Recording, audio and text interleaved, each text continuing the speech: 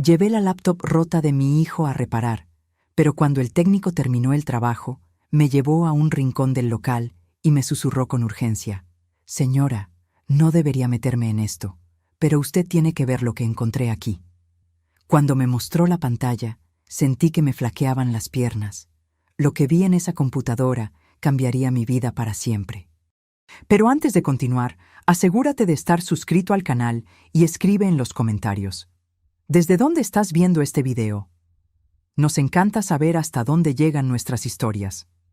Me llamo Patricia, tengo 58 años y siempre me consideré una madre presente.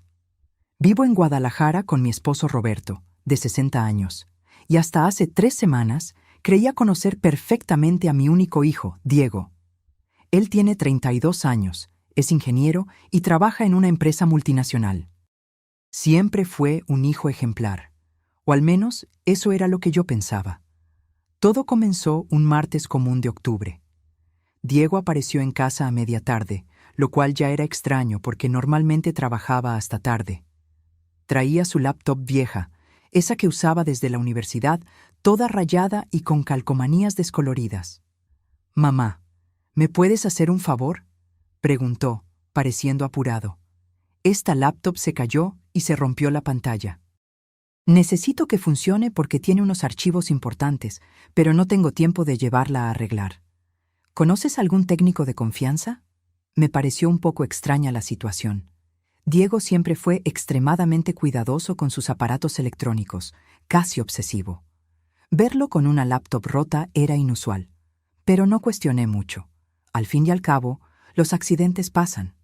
«Sí, conozco a uno», respondí. «Ese muchacho que arregló mi celular el mes pasado, Javier. Tiene un localito cerca del mercado. Dicen que es muy bueno y honesto». Diego pareció dudar por un momento. «¿Estás segura de que es confiable? Es que hay documentos de trabajo confidenciales aquí, ¿entiendes?». «Claro que sí, hijo. Javier es súper profesional. Incluso firma un acuerdo de confidencialidad con los clientes. Relájate». Él todavía parecía renuente, pero terminó aceptando. Me entregó la laptop junto con un papel donde había anotado la contraseña de acceso. «Está bien, mamá. Pero cuando termine, ¿puedes ir a buscarla personalmente? No quiero que se quede mucho tiempo allá». «No te preocupes, mañana mismo la llevo y estoy pendiente del tiempo de entrega». Diego me dio un abrazo rápido y salió apurado. Recuerdo haber pensado que todo aquello era medio raro, pero no le di mucha importancia. Mi hijo siempre fue adicto al trabajo, vivía preocupado por plazos y proyectos. A la mañana siguiente fui al local de Javier. Era un lugar pequeño y organizado, con estantes llenos de piezas de computadora y celulares en reparación. Javier me recibió con una sonrisa amable. Tenía unos 28 años, usaba lentes y tenía esa actitud tranquila de quien realmente sabe lo que hace. «Doña Patricia, qué bueno verla de nuevo. ¿En qué puedo ayudarla?». Le expliqué la situación de la laptop de Diego. Javier examinó el aparato con cuidado, anotando el modelo y el problema. «La pantalla sí está bien dañada», observó. «Pero por lo que veo, el resto está intacto.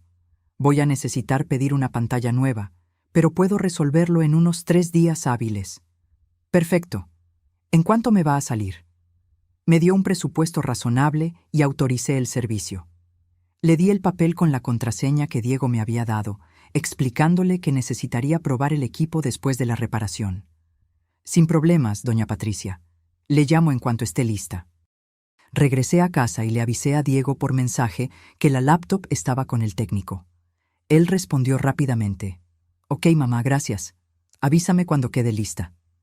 Los días siguientes fueron normales.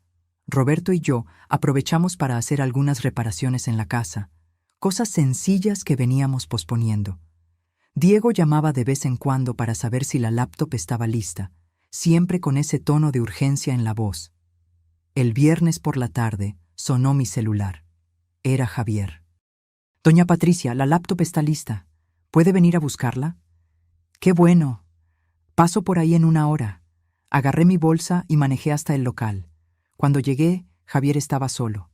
Me saludó, pero noté algo diferente en su expresión. Parecía... ¿preocupado? ¿Incómodo? La reparación quedó perfecta. dijo mostrándome la laptop con la pantalla nueva. Probé todo. Está funcionando perfectamente. De maravilla. ¿Cuánto fue entonces? Fue en ese momento que todo cambió. Javier miró rápidamente hacia la puerta del local, como verificando si no había nadie más cerca. Entonces se acercó y habló en voz baja, casi susurrando. Doña Patricia, yo no debería meterme en esto. Normalmente no veo los archivos de los clientes, se lo juro, pero cuando fui a probar la laptop después de la reparación, algunas carpetas estaban abiertas en el escritorio y yo vi algunas cosas. Mi corazón comenzó a acelerarse. ¿Qué cosas, Javier? Él respiró hondo, claramente incómodo. Señora, usted necesita ver esto. No sé si debo involucrarme, pero si fuera mi madre, me gustaría que alguien le avisara. ¿Avisarme de qué? ¿De qué estás hablando? Javier giró la laptop hacia mí. La pantalla mostraba una carpeta abierta con el nombre Proyecto Atlas, confidencial. Dentro de ella había diversos archivos. Hizo clic en uno de ellos. Lo que vi me dejó completamente helada. Era una hoja de cálculo detallada, con nombres, fechas, valores y planes. Planes minuciosos, involucrando a mi esposo Roberto y a mí. Montos de nuestras pensiones, estimaciones de nuestro seguro de vida, cálculos sobre la venta de nuestra casa, cronogramas con fechas específicas. Esto no puede ser cierto, murmuré, sintiendo las piernas temblar. Debe ser algún trabajo de su empresa, algún proyecto. Javier negó con la cabeza y abrió otro archivo. Era un documento de texto, una especie de diario o notas personales. Comencé a leer y las palabras parecían saltar de la pantalla. 15 de agosto. Platiqué con Valeria hoy. Ella confirmó que el plan es viable. Sus padres tardaron 6 meses después de que empezaron con las dosis pequeñas. Nadie sospechó nada. El médico atribuyó todo a la edad y al historial de salud.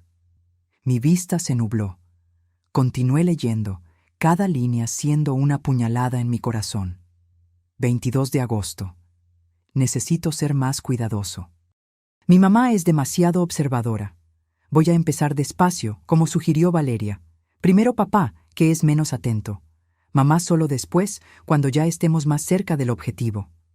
3 de septiembre. Primera dosis administrada en el desayuno de papá. Él no notó nada. Valeria dijo que los síntomas solo aparecen después de algunas semanas. Parecen cosas naturales de la edad. Cansancio, olvidos, mareos. Tuve que apoyarme en el mostrador. Javier me sostuvo del brazo preocupado. ¿Está bien, señora? ¿Quiere sentarse? ¿Quiere agua? No pude responder. Continué leyendo, hipnotizada por el horror de aquellas palabras. Mi propio hijo, documentando fríamente un plan para envenenarnos, para matarnos. Señora, dijo Javier suavemente, hay más, mucho más. Hay mensajes de texto exportados, correos, fotos de documentos. Él estaba planeando todo con el más mínimo detalle. Abrió otra carpeta. Ahí estaban las capturas de pantalla de conversaciones entre Diego y alguien llamada Valeria. Los mensajes eran técnicos, fríos, calculadores. Discutían dosis, síntomas, cómo hacer que pareciera natural, cómo evitar sospechas. Sentí náuseas subiendo por la garganta. Corrí al baño del local y vomité. Cuando regresé, pálida y temblando, Javier me había preparado un vaso de agua. Lo siento mucho, doña Patricia. Siento mucho de verdad que tenga que ver esto. Pero usted necesitaba saberlo. Me senté en una silla, tratando de procesar lo que acababa de descubrir. Mi hijo Diego, mi único hijo, al que cargué 9 meses, al que amamanté, al que crié con todo amor y dedicación, estaba planeando asesinar a su padre y a mí por dinero. ¿Estás seguro de que esto es real? Pregunté, aún buscando alguna explicación racional. Puede ser un trabajo de ficción, algún proyecto creativo. Javier negó con la cabeza. Doña Patricia, revisé las fechas. Algunas de estas notas son de hace semanas. Y hay comprobantes aquí, facturas de compras en línea de sustancias químicas. Tiene hasta notas sobre los horarios en que usted y su esposo desayunan, comen y cenan. Esto no es ficción. La realidad cayó sobre mí como una cubetada de agua fría. Era real. Todo aquello era terriblemente real. Me quedé sentada en esa silla por varios minutos, intentando hacer que mi cerebro procesara lo que mis ojos habían visto. Javier respetó mi silencio, pero podía sentir su preocupación. Él caminaba de un lado a otro del pequeño local, claramente sin saber qué hacer. «Javier», logré decir finalmente, ¿puedes copiar todo esto para mí? ¿Todas estas carpetas, todos estos archivos? Él asintió inmediatamente. «Claro, doña Patricia. De hecho, ya había separado todo en una carpeta específica, por si usted quería. Puedo pasarlo a una memoria USB». Mientras él trabajaba copiando los archivos, mi mente corría en 1000 direcciones diferentes. ¿Cómo era posible esto? ¿Cómo mi Diego, que siempre fue tan cariñoso, tan atento, podría estar planeando algo tan monstruoso? Recordé todas las veces en las últimas semanas en que había aparecido en casa sin avisar. «Solo pasé a saludar», decía. Siempre ofreciendo ayuda en la cocina, siempre queriendo prepararle el café a su papá, siempre siendo demasiado servicial. Dios mío, todo aquello había sido parte del plan. «Listo», dijo Javier, entregándome la memoria USB. «Está todo aquí». «Doña Patricia, usted necesita ir a la policía, al Ministerio Público. Esto es muy serio». Tomé la USB con manos temblorosas y la guardé en mi bolsa. «Sí, lo sé, pero primero necesito hablar con mi esposo. Él tiene que saber». «¿Está segura de que quiere volver a casa? ¿Y si su hijo aparece allá?» La pregunta me heló la sangre. Diego tenía llave de la casa. Podía aparecer en cualquier momento. ¿Y si él sospechaba que habíamos descubierto algo? «La laptop», dije de repente. «Diego va a querer la laptop de vuelta. Si no la llevo, va a desconfiar». Javier pensó por un momento. «Tengo una idea. Voy a restaurar la laptop exactamente como estaba antes de que yo abriera esas carpetas. Voy a borrar hasta el historial de navegación y los registros de acceso. Así él no va a saber que alguien vio algo. ¿Puedes hacer eso?» «Sí puedo. Deme unos 15 minutos». Mientras Javier trabajaba, me senté nuevamente e intenté organizar mis pensamientos. Necesitaba ser inteligente. Si Diego descubría que sabíamos algo, podría acelerar sus planes o intentar algo inmediato. Saqué mi celular y le mandé un mensaje a Roberto. «Amor, necesito hablar contigo con urgencia cuando llegues a casa. Es muy importante. No hables con nadie sobre esto, ni con Diego si te llama».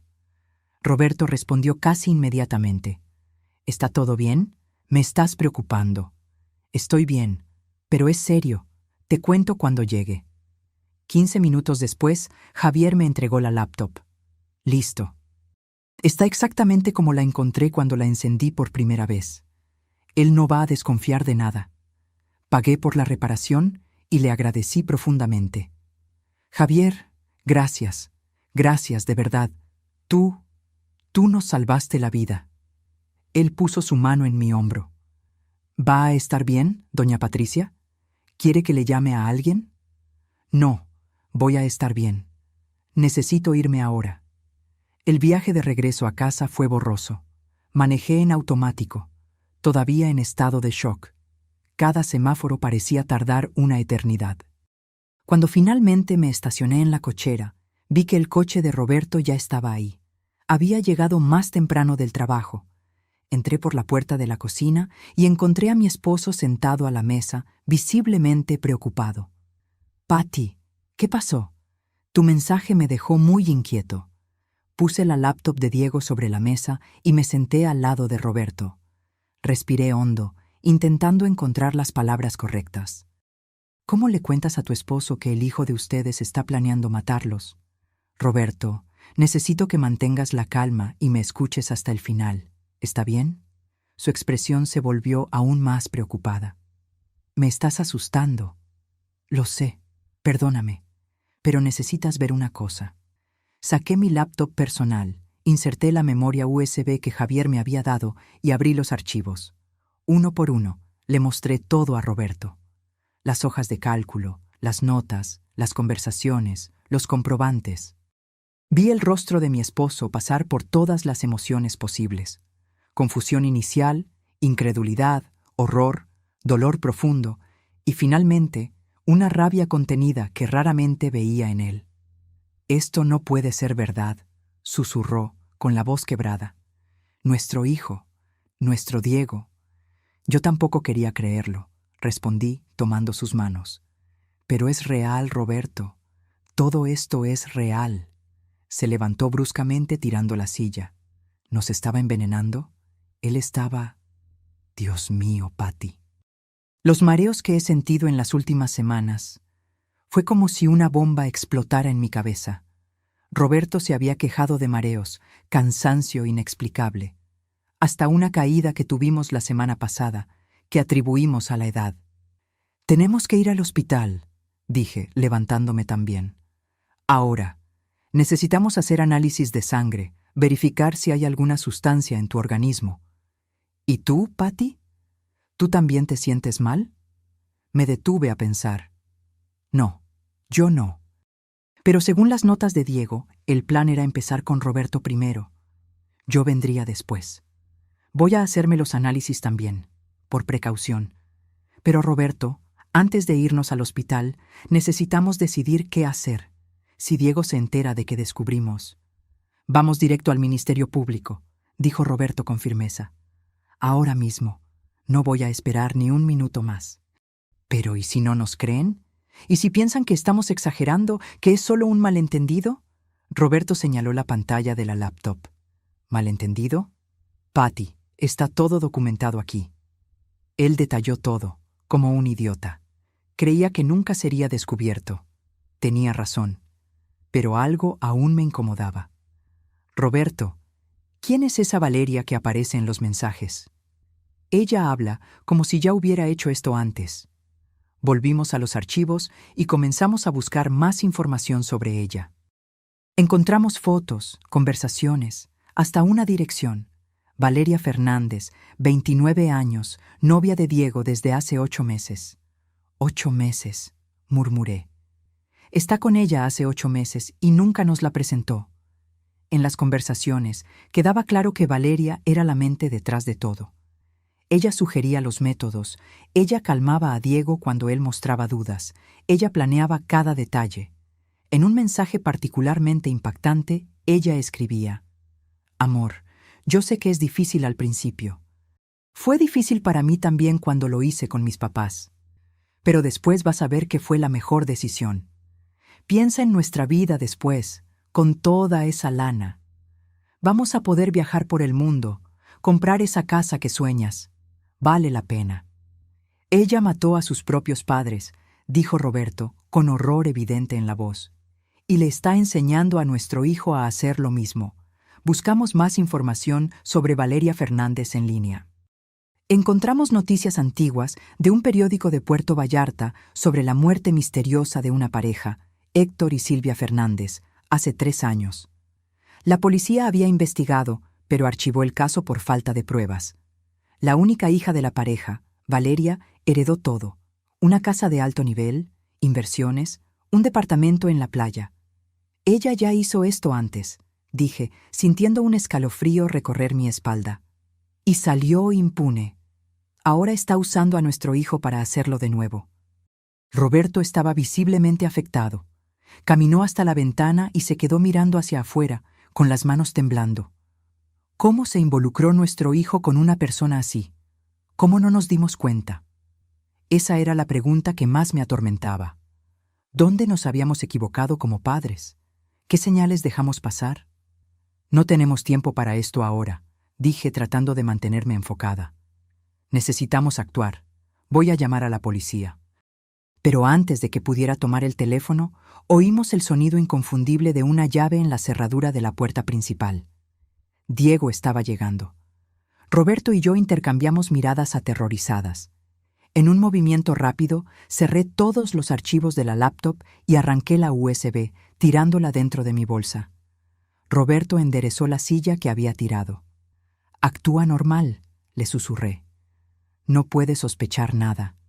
Diego entró a la sala con una sonrisa en el rostro. Usaba esa camisa de vestir azul que yo misma le había planchado la semana pasada. Parecía tan normal, tan común. ¿Cómo alguien con esa apariencia podía esconder tal monstruosidad? «Hola, mamá. Hola, papá. Vine a buscar mi laptop. ¿Pudieron arreglarla?» Mi voz casi falló, pero me forcé a sonreír. «Sí, hijo, quedó perfecta. Javier hizo un gran trabajo». Diego agarró la laptop y la abrió, verificando la pantalla nueva. «Qué bueno. ¿Cuánto fue?» «Te lo pago». «No es necesario, hijo. Fue barato». Él insistió, pero yo me negué. Mientras tanto, observé cada movimiento suyo, cada expresión. Buscaba señales de nerviosismo, de culpa, de cualquier cosa que delatara lo que yo ahora sabía. Pero no encontré nada. Él estaba completamente tranquilo. «¿Van a cenar?», preguntó Diego, guardando la laptop en su mochila. Estaba pensando en pedir una pizza, hacer una cena en familia. Hace tiempo que no hacemos eso. Sentí que se me revolvía el estómago. Una cena en familia. Otra oportunidad para que él pusiera veneno en nuestra comida. «Hoy no, hijo», respondió Roberto, con la voz más controlada de lo que yo esperaba. «Tu madre y yo vamos a salir a cenar fuera. Hace tiempo que no tenemos un momento solo nuestro. Ya sabes cómo es». Vi una leve contracción en el rostro de Diego. ¿Frustración? ¿Rabia? Pasó tan rápido que casi pensé habérmelo imaginado. «Ah, qué lástima. Pero está bien, entiendo. Disfruten ustedes dos entonces». Se acercó y me dio un beso en la frente. Necesité de toda mi fuerza de voluntad para no apartarme. Aquel mismo gesto cariñoso que siempre me derretía el corazón ahora me causaba repulsión. «Bye, mamá. Bye, papá. Cualquier cosa, me marcan». Esperamos en silencio hasta oír su coche saliendo de la cochera y alejándose por la calle. Solo entonces, Roberto se derrumbó en la silla, poniendo el rostro entre las manos. No lo puedo creer. Verlo aquí, actuando normal, como si no estuviera planeando matarnos. «Patty, quiero vomitar». Abracé a mi esposo, sintiendo su espalda temblar. «Lo sé, amor, lo sé. Pero ahora necesitamos actuar rápido. Él puede volver en cualquier momento». Agarré mi celular y llamé a las autoridades.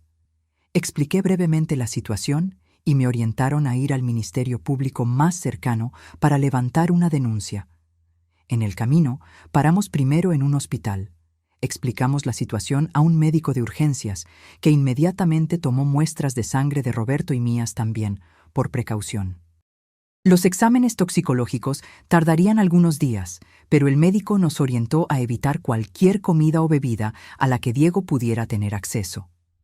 «Ustedes necesitan ir a un lugar seguro», alertó el médico.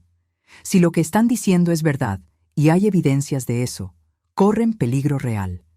De ahí fuimos a la fiscalía, donde nos recibió el fiscal Marcelo Santos, un hombre de unos 45 años con expresión seria. Contamos toda la historia desde el inicio. Mostramos los archivos que Javier había copiado, las conversaciones, las hojas de cálculo, todo. El fiscal examinó todo con atención, tomando notas. «Esto es extremadamente grave. Voy a necesitar asegurar esta memoria USB como prueba e iniciar una investigación inmediata». «¿Y qué hay de esa Valeria?», pregunté. «Ella aparentemente ya mató a sus propios padres. ¿Hay forma de investigar eso también?».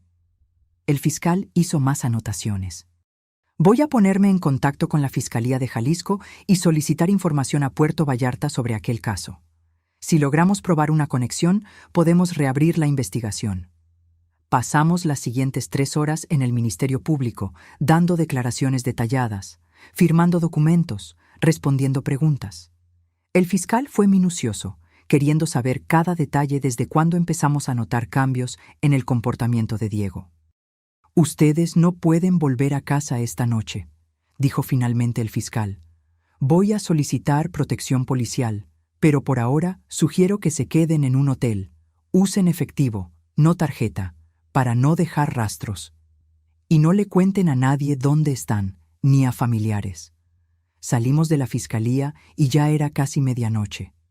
Fuimos a un hotel sencillo en el centro de la ciudad, lejos de nuestra colonia. Nos registramos usando nombres diferentes, como el fiscal había sugerido. En el cuarto del hotel, Roberto y yo nos sentamos en la cama, exhaustos física y emocionalmente. Ninguno de los dos lograba procesar completamente la realidad de la situación. «¿Cómo vamos a dormir?», preguntó Roberto. «¿Cómo voy a cerrar los ojos sabiendo que nuestro hijo nos quiere matar?». No tenía respuesta. Me acosté a su lado y nos quedamos en silencio, cada uno perdido en sus propios pensamientos atormentados. Mi mente no paraba de revivir momentos de la infancia de Diego. Su primer día de clases, su graduación, el día en que consiguió su primer empleo. Cuando tenía 10 años y se rompió el brazo andando en bicicleta, recuerdo cómo lloró en mi regazo en el hospital. Yo me juré a mí misma que siempre lo protegería de cualquier mal. Ahora era de él de quien necesitábamos protegernos. Mi celular vibró. Era un mensaje de Diego. «Mamá, ¿dónde están? Pasé a la casa y no hay nadie. Estoy preocupado». Le mostré el mensaje a Roberto. «¿Qué le respondo? Dile que fuimos a un hotel romántico, aniversario de bodas anticipado o algo así». Escribí el mensaje con las manos temblorosas. «Hijo, todo está bien. Decidimos darnos una sorpresa el uno al otro y estamos en un hotel. Volvemos mañana. Beso». La respuesta llegó en segundos. «Ah, qué padre. Disfruten ustedes dos. Los amo. Los amo». Las palabras que antes me calentaban el corazón ahora parecían vacías y crueles. ¿Cómo podía escribir eso mientras planeaba nuestras muertes?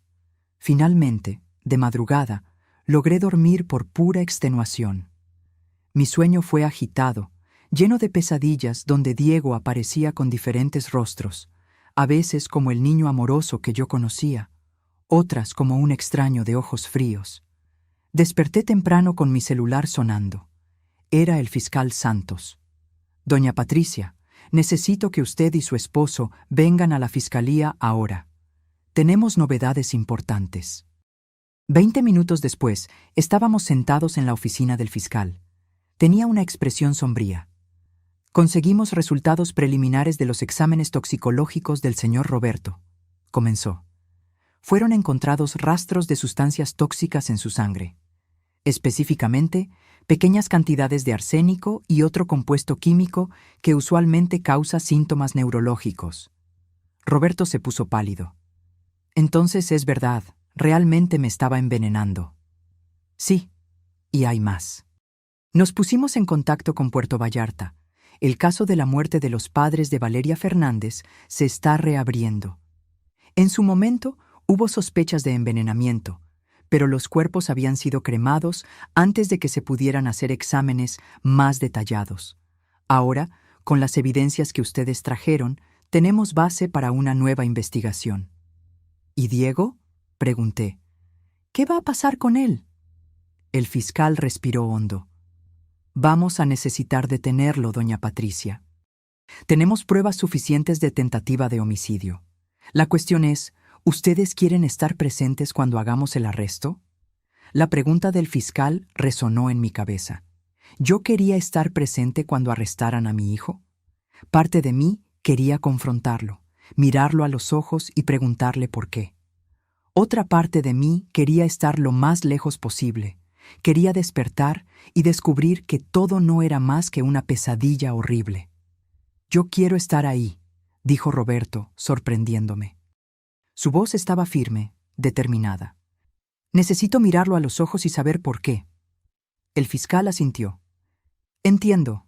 Planeamos hacer el arresto esta tarde. Vamos a citarlo en la fiscalía bajo el pretexto de aclarar algunos puntos sobre un supuesto asalto en la colonia. Él no va a desconfiar». Pasamos la mañana en un estado de tensión insoportable. Desayunamos en una cafetería cercana, pero la comida parecía no tener sabor. Roberto apenas tocó su pan. Yo forcé algunos bocados, más por necesidad que por ganas. «Patty», dijo Roberto de repente, «¿crees que nos equivocamos en algo? Como padres, ¿en qué fallamos? Era la pregunta que me atormentaba desde que descubrí todo. No lo sé, Roberto. Repasé nuestra vida entera en mi cabeza. Le dimos amor, educación, límites cuando fue necesario. Nunca pasó necesidad. Nunca fue maltratado. No logro entender. Tal vez sea Valeria, sugirió Roberto. Tal vez ella lo haya manipulado, transformado en algo que él no es. Yo quería creer eso. Quería creer que mi hijo era víctima, que había sido seducido por una sociópata. Pero sus notas eran demasiado detalladas, demasiado calculadas. Él sabía exactamente lo que estaba haciendo. A las 2 de la tarde, volvimos a la fiscalía. El fiscal Santos nos llevó a una sala de observación con un espejo falso, cámara de Gesell. Desde ahí, podríamos ver la sala de interrogatorios sin ser vistos. Diego debe llegar en unos minutos, explicó el fiscal. Vamos a empezar con preguntas rutinarias sobre el supuesto asalto. Cuando él esté cómodo, le mostraremos las evidencias. Mi corazón estaba disparado. Me sudaban las manos. Roberto sostenía mi mano con tanta fuerza que dolía, pero yo no me quejé. Nos necesitábamos el uno al otro en ese momento. A las 2:15, la puerta de la sala de interrogatorios se abrió. Diego entró, usando jeans y una camiseta casual. Parecía relajado, hasta curioso. «Buenas tardes», saludó a la gente que estaba en la sala. «¿Recibí una llamada diciendo que querían hablar conmigo sobre un asalto?» «Sí, señor Diego. Por favor, siéntese. Esto no va a tardar». Diego se sentó, cruzando las piernas casualmente.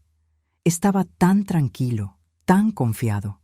No tenía idea de lo que estaba por venir.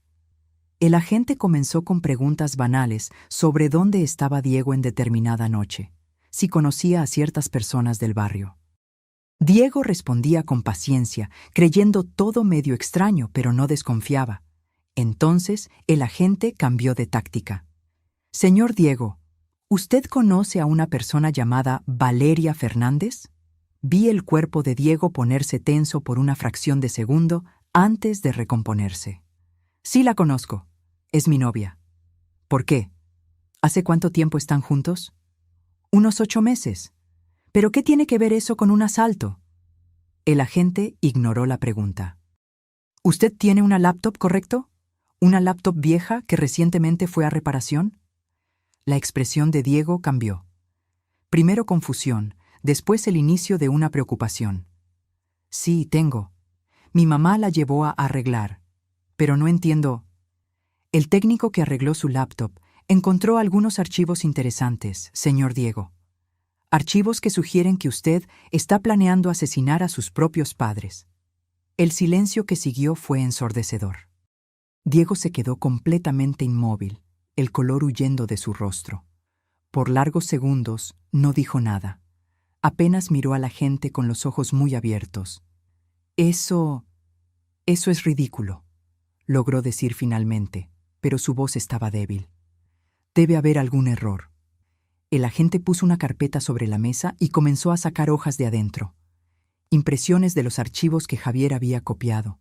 Las hojas de cálculo, las conversaciones, las notas detalladas.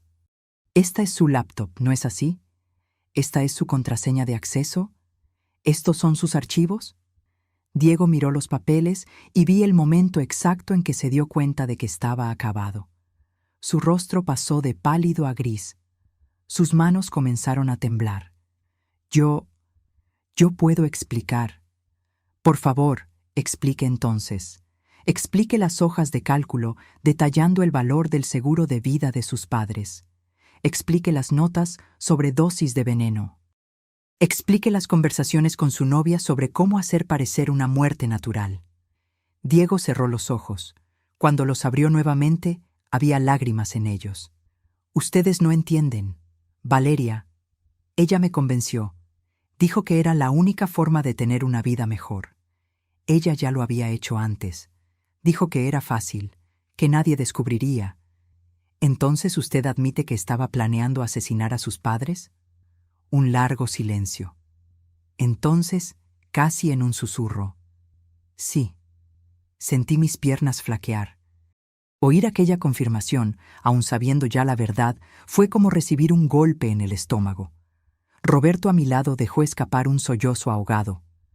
¿Y usted ya había comenzado a ejecutar ese plan? ¿Ya había administrado sustancias tóxicas a su padre? Diego bajó la cabeza. Sí. Pequeñas dosis en el desayuno. Valeria dijo que tardaría algunos meses, que parecería natural. Su padre podría haber muerto, señor Diego. Podría haber sufrido daños permanentes. ¿Usted tiene noción de la gravedad de lo que hizo?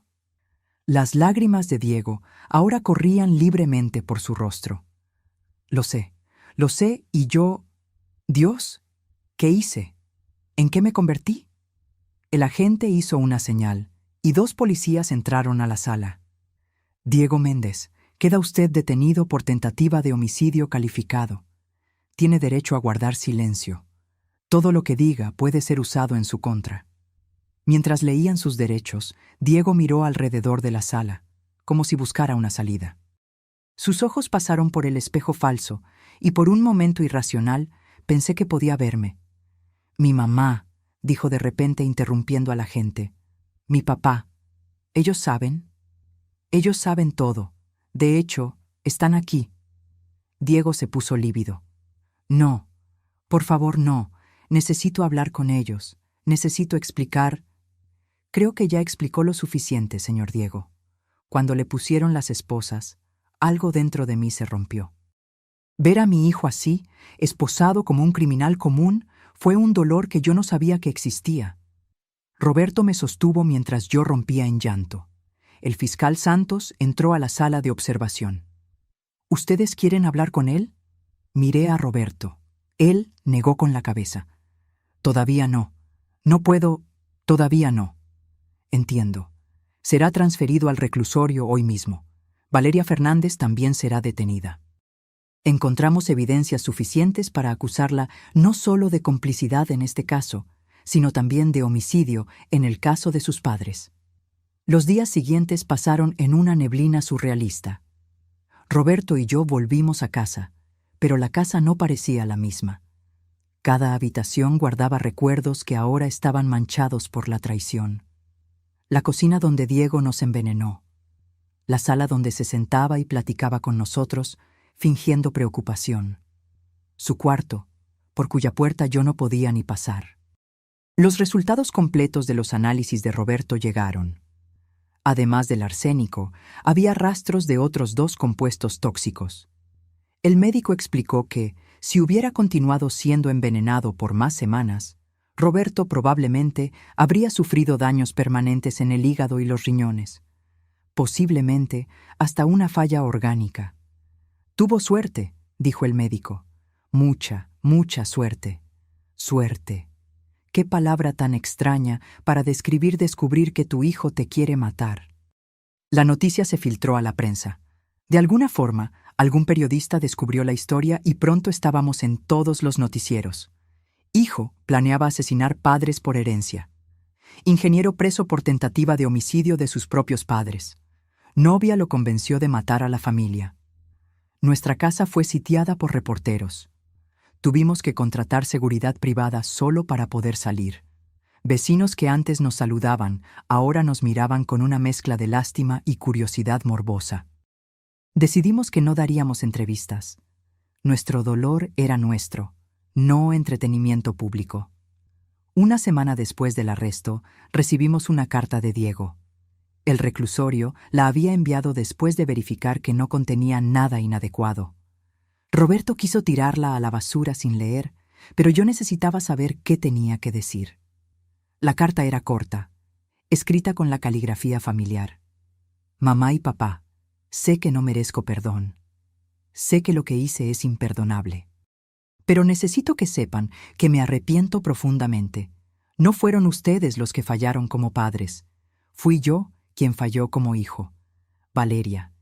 Ella me manipuló. Me hizo creer que ustedes eran obstáculos para nuestra felicidad. Pero eso no es excusa. Yo sabía lo que estaba haciendo.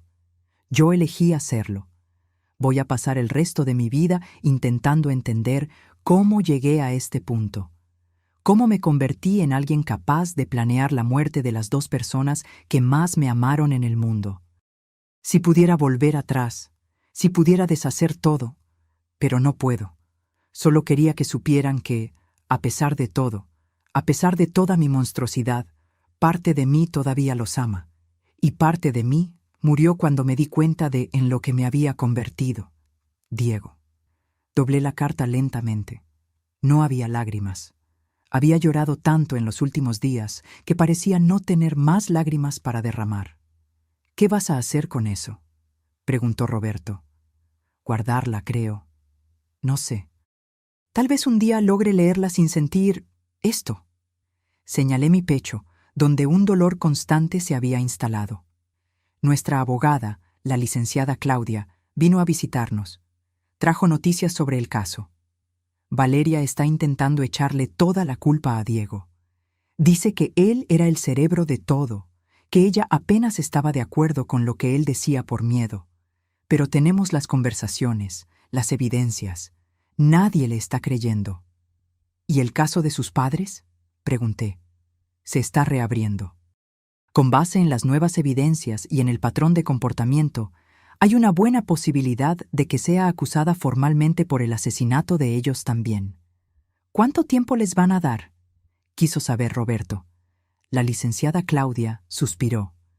Diego está siendo acusado de tentativa de homicidio calificado.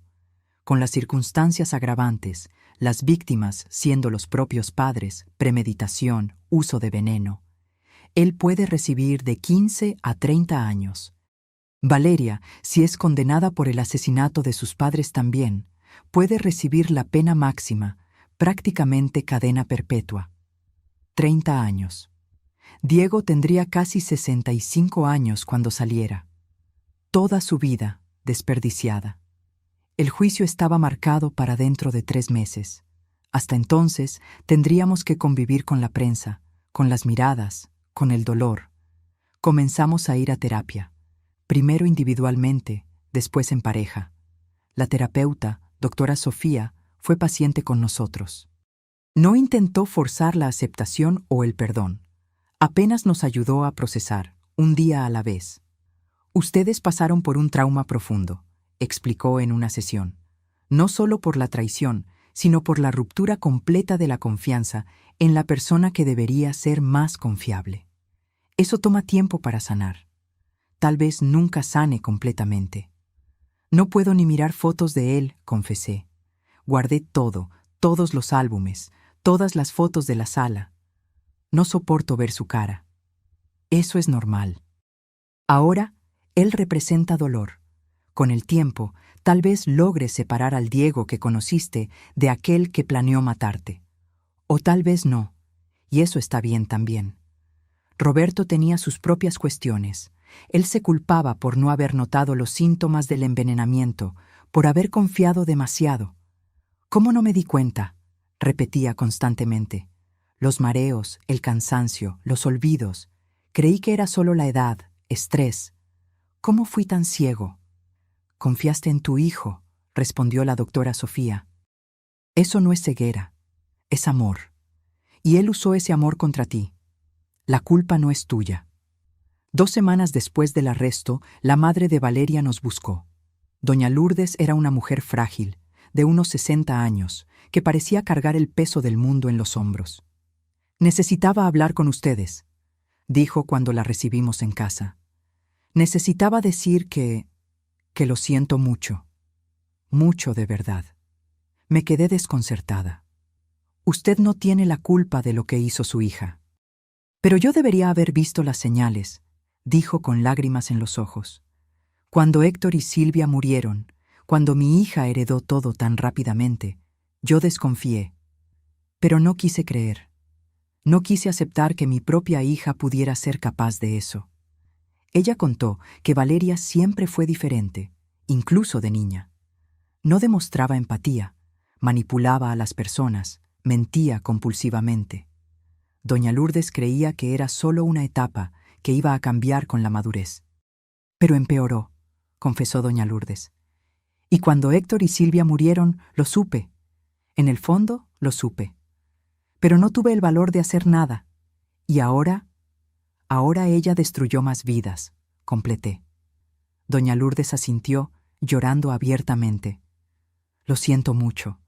Siento mucho no haber tenido el valor de denunciarla antes. Tal vez si lo hubiera hecho, ustedes no estarían pasando por esto. No sabíamos qué decirle. Parte de mí quería culparla. Quería gritar que sí, ella debería haber hecho algo. Pero mirando a aquella mujer frágil y destrozada, solo logré sentir pena. «¿Qué va a hacer ahora?», preguntó Roberto. «Voy a testificar contra ella», dijo doña Lourdes con determinación. «Voy a contar todo lo que sé, todo lo que siempre sospeché. Es lo único que puedo hacer para intentar compensar». El juicio comenzó en una fría mañana de enero. Roberto y yo llegamos al tribunal escoltados por seguridad, para evitar a la multitud de reporteros y curiosos que se aglomeraban en la entrada. La sala del tribunal estaba llena. Reconocí a algunos vecinos, colegas de trabajo de Diego, hasta personas que nunca había visto antes, pero que aparentemente tenían interés morboso en el caso. Cuando trajeron a Diego, esposado y vistiendo el uniforme naranja del reclusorio, sentí mi corazón apretarse. Había adelgazado mucho. Su rostro estaba pálido, marcado. Cuando sus ojos encontraron los míos, vi dolor genuino en ellos, pero desvié la mirada. Todavía no estaba lista para encararlo directamente. Valeria fue traída por separado. A diferencia de Diego, ella parecía compuesta, casi serena. Su cabello estaba arreglado, su postura erguida. Era como si estuviera yendo a una reunión de negocios, no a su propio juicio. El fiscal Eduardo Martínez abrió el caso con un discurso contundente. «Este no es solo un caso de tentativa de homicidio», comenzó. «Es un caso de traición en su forma más básica y dolorosa. Un hijo que planeó metódicamente asesinar a sus propios padres.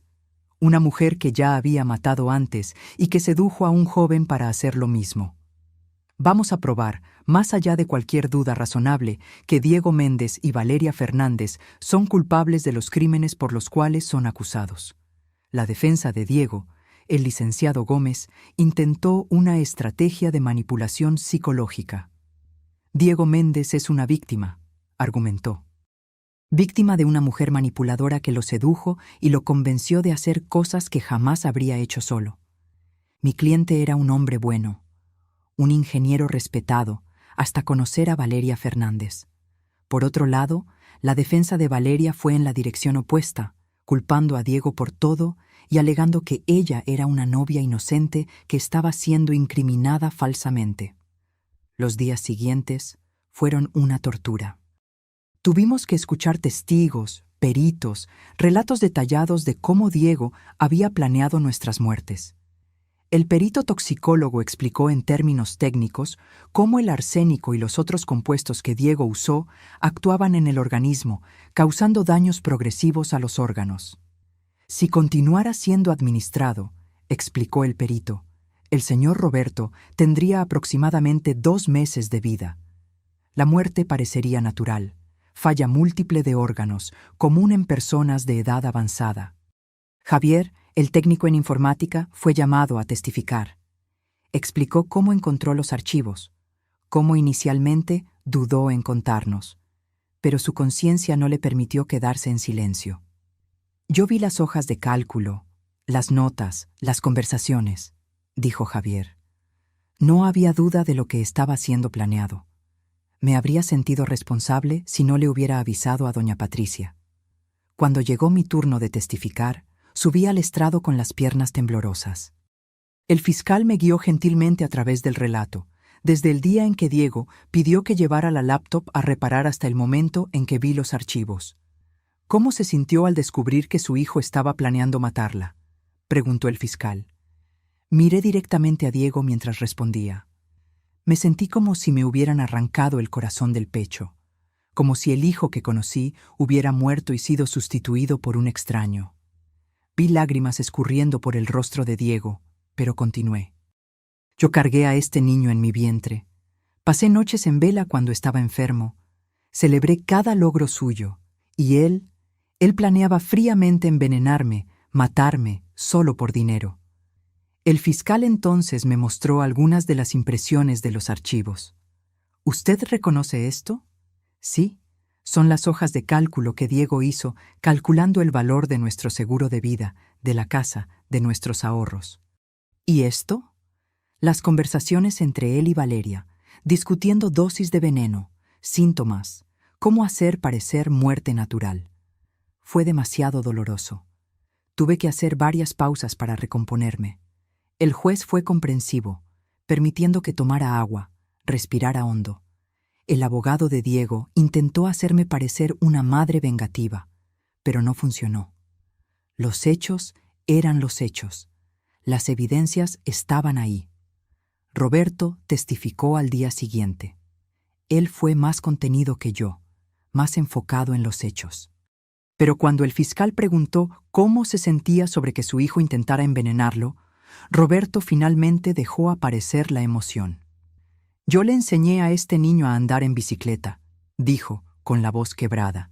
«Jugué fútbol con él cada fin de semana. Le ayudé con la tarea, le di consejos sobre su carrera, sobre la vida. Y ahora descubro que él estaba poniendo veneno en mi café todas las mañanas. ¿Cómo debería sentirme?» El momento más impactante del juicio vino cuando doña Lourdes, la madre de Valeria, testificó. Ella contó sobre las sospechas que siempre tuvo sobre su hija, sobre los comportamientos extraños desde la infancia, sobre la muerte misteriosa de Héctor y Silvia. «Siempre lo supe», confesó llorando. «En el fondo, siempre supe que mi hija había matado a esa pareja, pero no tuve el valor de aceptar, de hacer algo. Y por causa de mi cobardía, más personas casi murieron». La defensa de Valeria intentó desacreditar a doña Lourdes, diciendo que era una madre resentida tratando de perjudicar a la hija. Pero el daño estaba hecho. En el 5º día de juicio, reprodujeron las grabaciones de las conversaciones entre Diego y Valeria. Escuchar aquello en voz alta, en el tribunal lleno, fue surrealista. «Valeria, amor, no puedes flaquear ahora. Piensa en lo que vamos a tener cuando esto acabe». Diego: «Lo sé, pero es difícil.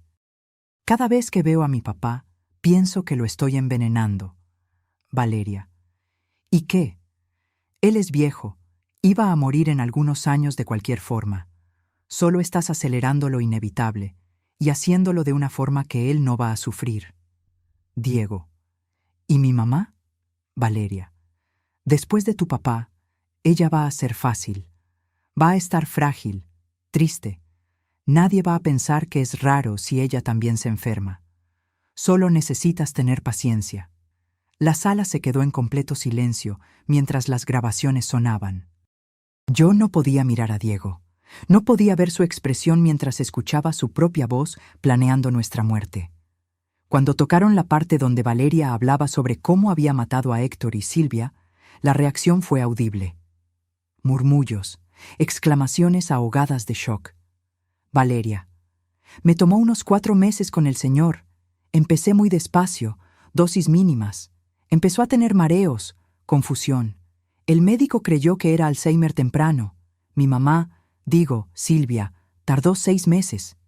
Fue más difícil porque ella era más joven, más sana, pero al final funcionó». Diego: «¿Y nadie desconfió?» Valeria: «Los médicos creyeron que fue natural. Él tenía 68 años, ella 62. Pasa, ¿sabes? Cuando los exámenes mostraron posible envenenamiento, ya habían sido cremados. No había cómo probar nada». El juicio duró 2 semanas. 2 semanas de relatos horripilantes, evidencias aplastantes, testigos que confirmaban cada detalle sórdido del plan de Diego y Valeria. En el penúltimo día, la acusación cerró presentando una cronología completa. Mostraron cómo Valeria conoció a Diego en un evento corporativo, cómo ella intencionalmente lo sedujo, cómo gradualmente plantó la semilla de la idea de que sus padres eran obstáculos para su felicidad. Los correos y mensajes mostraban un patrón claro. Al principio, Valeria era sutil. Comentarios aparentemente inocentes sobre cómo Diego merecía más de la vida, sobre cómo era injusto que él tuviera que esperar por la herencia mientras sus padres vivían cómodamente.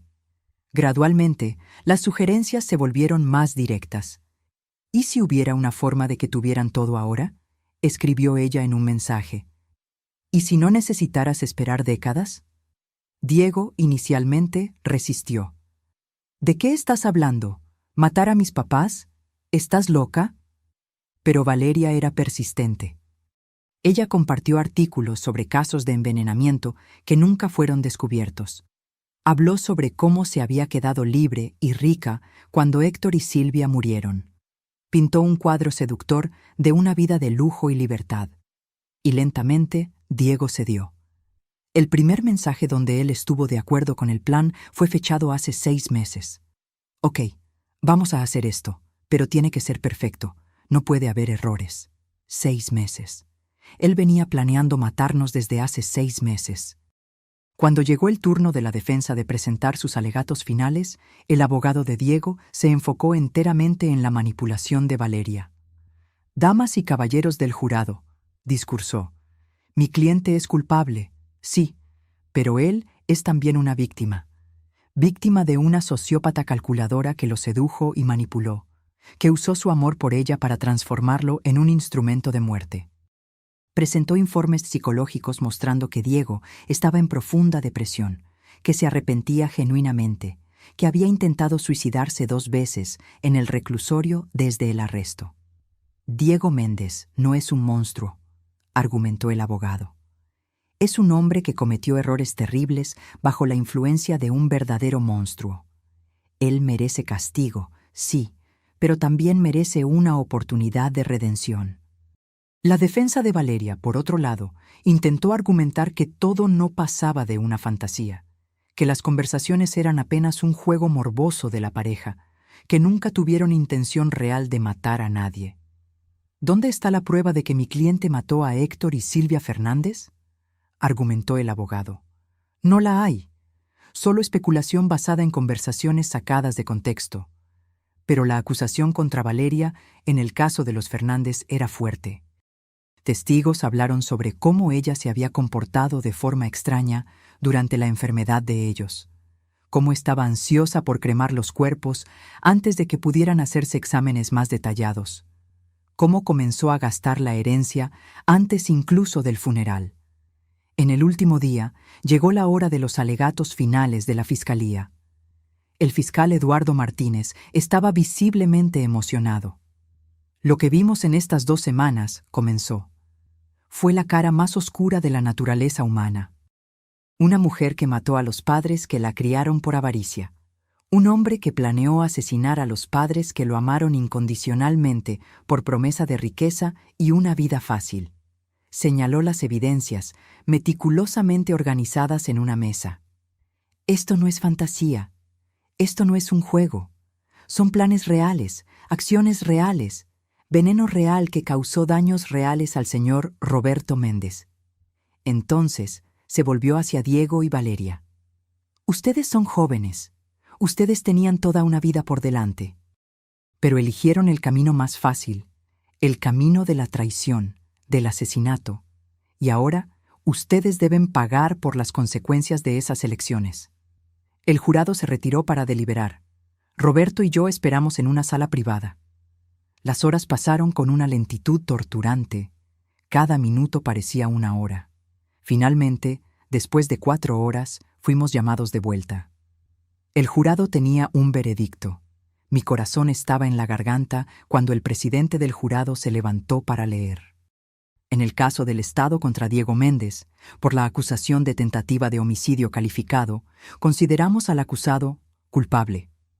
Sentí a Roberto apretar mi mano. En el caso del Estado contra Valeria Fernández, por la acusación de tentativa de homicidio calificado, consideramos a la acusada culpable. Hubo un suspiro colectivo en el tribunal. En el caso del Estado contra Valeria Fernández, por la acusación de homicidio de Héctor Fernández, consideramos a la acusada culpable. En el caso del Estado contra Valeria Fernández, por la acusación de homicidio de Silvia Fernández, consideramos a la acusada culpable. Valeria permaneció impasible, como si el veredicto no la afectara. Diego, por otro lado, se derrumbó. Vi sus hombros temblando con sollozos silenciosos. El juez marcó la sentencia para la semana siguiente. Cuando salimos del tribunal, fuimos rodeados por reporteros. Micrófonos fueron puestos en nuestros rostros, preguntas gritadas de todos lados. La seguridad nos escoltó hasta el coche. En casa, esa noche, Roberto y yo finalmente logramos respirar por primera vez en semanas. «Se acabó», dijo Roberto. Finalmente se acabó. Pero yo sabía que no era tan así. El juicio había terminado, sí, pero el proceso de curación, de aprender a vivir con esa cicatriz, ese iba a tomar mucho más tiempo. En la audiencia de sentencia, el juez fue directo al grano. «Diego Méndez», comenzó, «usted traicionó de la forma más fundamental posible a las dos personas que más lo amaron en este mundo. Por los crímenes de los cuales fue considerado culpable, yo lo sentencio a 25 años de prisión». Diego escuchó la sentencia con la cabeza baja, sin reacción. «Valeria Fernández», continuó el juez, «usted no solo planeó y ejecutó el asesinato de sus propias figuras parentales, sino que también sedujo y manipuló a un joven para hacer lo mismo. Por los crímenes de los cuales fue considerada culpable, yo la sentencio a la pena máxima, equivalente a cadena perpetua, sin posibilidad de libertad condicional». Esta vez, Valeria reaccionó. Por primera vez desde el inicio del juicio, vi una grieta en su máscara de serenidad. Sus ojos se abrieron mucho, su rostro palideció. «¡Esto es injusto!», gritó levantándose. «Yo no hice nada. Fue todo él, todo fue Diego». Los guardias la contuvieron mientras ella continuaba gritando, finalmente mostrando su verdadera cara. No era más la novia serena y compuesta. Era una mujer rabiosa, desesperada, mostrando los dientes. Fue satisfactorio, de cierta forma, verla perder el control. Cuando el juez golpeó el martillo por última vez, cerrando oficialmente el caso, sentí un peso enorme salir de mis hombros. Estaba terminado. Realmente terminado. 6 meses han pasado desde la sentencia. La vida lentamente comenzó a volver a alguna apariencia de normalidad, aunque yo sabía que nunca sería la misma normalidad de antes. Roberto y yo decidimos vender la casa. Había demasiados recuerdos allí, la mayoría de ellos ahora manchados por la traición. Compramos un departamento más pequeño, en otra colonia, y comenzamos de nuevo. La terapia continuó. Semanalmente, a veces 2 veces por semana, cuando los días malos eran demasiado para aguantar.